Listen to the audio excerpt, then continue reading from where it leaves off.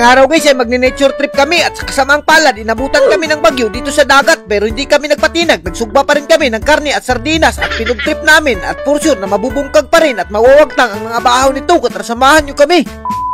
What's up sa inyo guys? For today's video, kahit masama yung panahon ay pupunta pa rin tayo ng dagat. At bago tayo pumunta ng dagat, dineliver muna namin yung mga suka namin na napakasarap naman talaga. At ayan na nga, shoutout sa mga nakabili. Mabuhay kayo hanggat gusto nyo. At sa puntong ito talagang sobrang natutuwa yung nabibintahan namin ng suka. Dahil ngayon lang daw sila nakakita ng suka na napakasarap naman talaga. At hindi ka talaga magmamahay sa suka namin. At sa puntong ito, mapit muna kami dito sa GNT dahil meron tayong i-deliver sa anumang sulok ng mundo. At shoutout na nga rin sa mga staff sa GNT na sobrang babait at napakasarap talaga. Mabuhay kayo hanggat gusto nyo.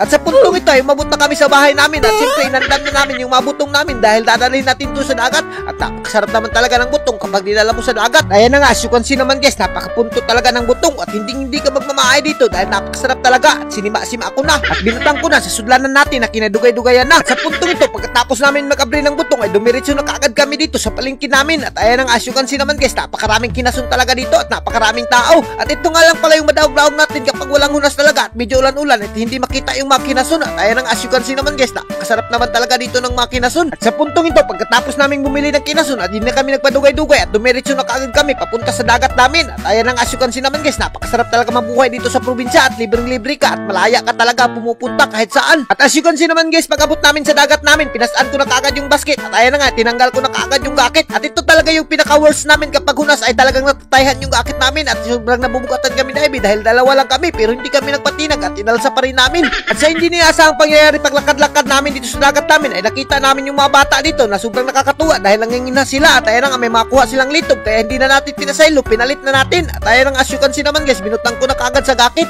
at nakapakabait naman talaga ng mga bata dito dahil sobrang bata pa ay nangingilas na. Ganito lang talaga yung panginabuhi sa amin dito kahit mga bata pa ay talagang umot na pumunta dito ng dagat at medyo okay na rin yan, at least libre pa ng sudan. At sa puntong ito talagang malapit na kami umabot sa spot namin at ayan nga, kung nakikita nyo naman dito lang kami talaga guys, babalik sa spot namin at initsa na ngayon trap na napakasarap naman talaga. As you can see naman guys, napakakondisyon talaga ng katawan ko ngayon, iwan ko kung bakit. At ayan na nga, as you can see naman guys, initsa na nga rin yung kaha natin na pinakadugay na at ayan na nga, yung uling na napakasarap naman talaga, iitsa natin dahil magsusugba tayo ng sardinas at ng karni at initsa na nga rin yung subahan na napakasarap talaga.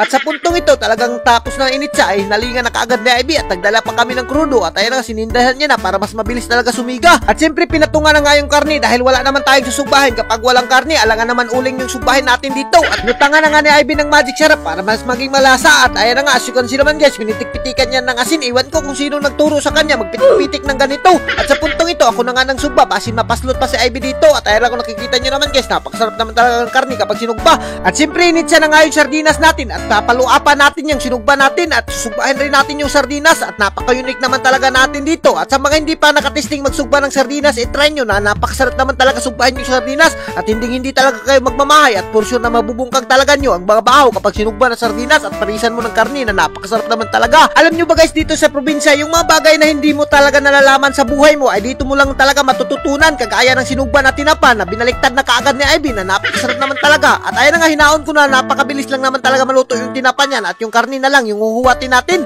At ayan nga, tinilawan ko pa, naku, napakasarap naman talaga. At sa puntong ito ay medyo naluto na at napagod na yung karni natin kaya binaliktad na natin. At siyempre nagsima-sima muna ako ng butong dito dahil nagugusla na talaga ako dito. At ayan nga, napakasarap naman talaga ng butong kapag dinala mo sa dagat, lalo na pag bugnaw-bugnaw pa yung butong at parisan mo ng gatas. At ayan nga, as you can see naman guys, medyo inabutan na nga kami ng uwan dito at medyo malakas-lakas na yung hangin. At sa hindi naasang pangyayari ay nahihitabo na talaga yung pagdududa ko na maguguba talaga yung trapal namin pero hindi kami nagpatinag, nagpatuloy pa rin kami dahil sobrang nagugusla talaga kami at napakasarap naman talaga magpuntre kapag ulan-ulan. At hiniwa ako na nga yung karni dahil medyo naluto na yan. At ayan nga, nakikita nyo naman guys, pinaspasan ko na kahit malakas yung ulan at tinilawan ko na kahit nagkalisod na tayo. At siyempre yung suka natin na napakasarap naman talaga, parisan mo ng agrio, ayan, naku, talagang mabubungkag yung bahaw kapag yung suka yung ginamit mo dito. At pinalisan ko na yung litob na napaka-presko at napakasarap naman talaga. Itong mga food trip talaga ang hindi ko ibabaylo kapag mga ganitong mga food tripan ay talagang hindi ka magmamahay at hindi ka magugusla sa sobrang sarap ng mga pagkain. Ang isa sa pinakagusto ko talaga dito sa probinsya guys ay maalaya ka talagang gumalaw at walang magbabawal sa iyo kahit saan ka pa pumunta. At hindi ka tulad sa ibang syudad na kapag nagbaktas-baktas ka at masipyat ka lang ng konti, usahay maligsan ka pa at medyo ma-jaywalking ka pa at matitingala ka na lang paglingi mo ay may kakalabit na sa'yo at titikitan ka na kahit naglalakad ka lang. Pero dito sa probinsya guys ay malayang-malaya ka talagang gumalaw kahit magligid-ligid ka pa sa karsada ay walang talagang danakop sa'yo. Pero mag-ingat ka lang, baka maligsan ka, impas ka. Wakwak lang naman talaga yung mga marami dito sa amin guys, pero okay lang yung mawakwak kapag kaibigan mo ay hindi ka naman talaga kakainin nila.